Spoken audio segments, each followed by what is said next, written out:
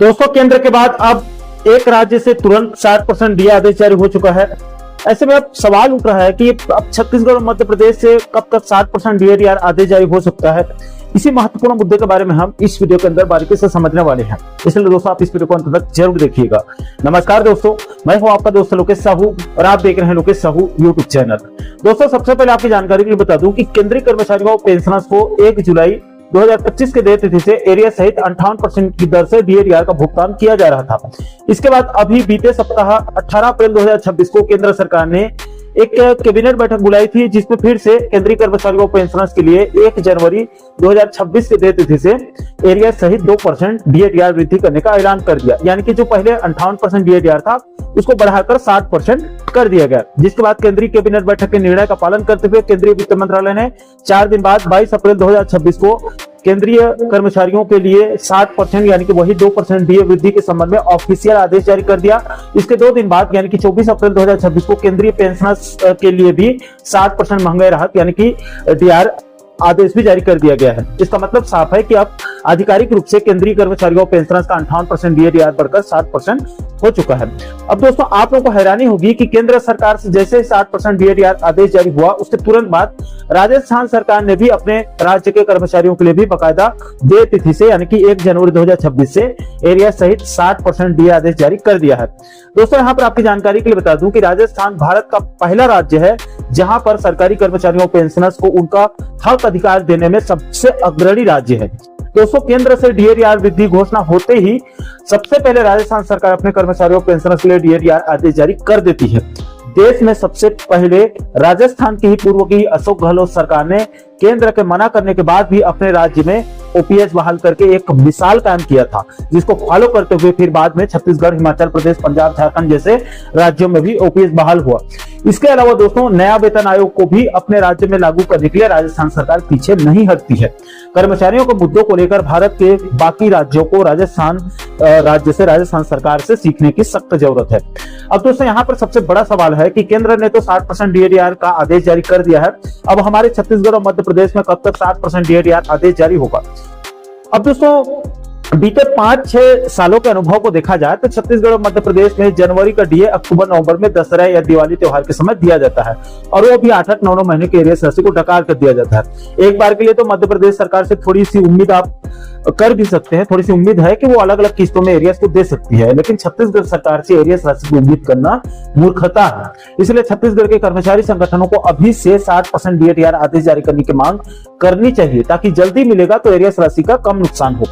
दोस्तों यहाँ पर आपकी जानकारी के लिए ये भी बता दूं कि छत्तीसगढ़ में आईएएस अधिकारियों को बाकायदा एरिया सहित डीए मिल जाता है, इसलिए उनको कोई चिंता नहीं है। इसके अलावा बिजली कंपनी के कर्मचारियों पेंशनर्स को भी बाकायदा एरिया सहित डीआर का भुगतान किया जाता है, क्योंकि बिजली कंपनी का अलग हिसाब किताब चलता है, उनको राज्य सरकार के ऊपर निर्भर होना नहीं पड़ता है, उनका बजट खुद बिजली कंपनी व्यवस्था कर लेती है।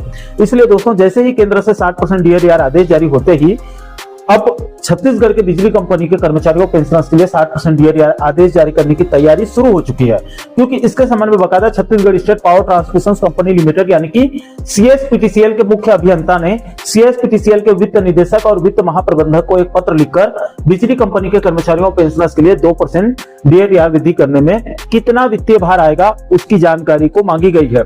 दोस्तों इस पत्र के विषय में आप साफ साफ कहा गया है, आप देख सकते हैं कि महंगाई भत्ता और महंगाई राहत में दिनांक 1 जनवरी 2026 से 2% वृद्धि करने के बाद पावर कंपनी को कितना व्यय प्रदान किया जाएगा उसकी जानकारी को मांगी गई है।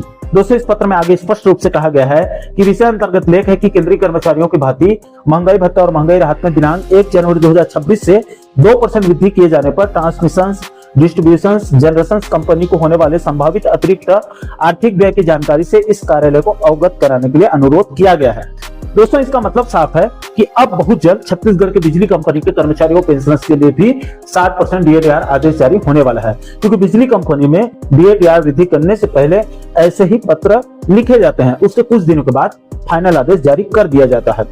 दोस्तों यहाँ पर अपने वीडियो के माध्यम से छत्तीसगढ़ सरकार से एक अपील करना चाहूंगा कि चूंकि आप छत्तीसगढ़ के आईएएस अधिकारियों और बिजली कंपनी के कर्मचारियों पेंशनर्स के लिए हमेशा बाकायदा एरिया सहित DAR आदेश जारी कर देते हैं, इसमें किसी को कोई दिक्कत नहीं है, किसी को कोई प्रॉब्लम नहीं है, बल्कि ये बहुत अच्छी बात है कि किसी को तो उनका हक अधिकार मिल रहा है। लेकिन छत्तीसगढ़ सरकार को अपने राज्य के 5 लाख से ज्यादा कर्मचारियों और पेंशनर्स के साथ सौतेला व्यवहार नहीं करना चाहिए। उनके लिए भी बाकायदा एरिया सहित DAR आदेश जारी कर देनी चाहिए। भले ही आप एरियर्स की राशि को 3-4 अलग अलग किस्तों में भुगतान कर दें, या फिर आप कर्मचारियों के GPF खाते में समायोजित कर दें, जैसे आपने घोषणा पत्र में वादा किया था। अपने वित्तीय स्थिति के हिसाब से आप कोई भी विकल्प का चयन कर सकते हैं, लेकिन कम से कम देय तिथि से एरियर्स सहित राज्य के कर्मचारियों और पेंशनर्स को भी DAR मिलना चाहिए। मिलेगा तो उनका भी मनोबल बढ़ेगा, उनका भी राज्य सरकार के प्रति विश्वास बढ़ेगा, और इससे मध्य प्रदेश के पेंशनर्स को भी एरियर्स सहित महंगाई राहत का लाभ मिल पाएगा। क्योंकि छत्तीसगढ़ सरकार की बेवकूफी की वजह से मध्य प्रदेश के भी लाखों पेंशनर्स को हर बार एरियर्स राशि से हाथ धोना पड़ रहा है। इसलिए अब छत्तीसगढ़ सरकार को इस गंभीर मुद्दे को संज्ञान में लेकर छत्तीसगढ़ के कर्मचारियों पेंशनर्स को भी एरियर्स सहित DAR भुगतान करने की सख्त जरूरत है। अगर ऐसा नहीं किया गया तो आने वाले विधानसभा चुनाव में इस सरकार का भी वही हश्र होगा जो पूर्व की भूपेश बघेल सरकार का हुआ था।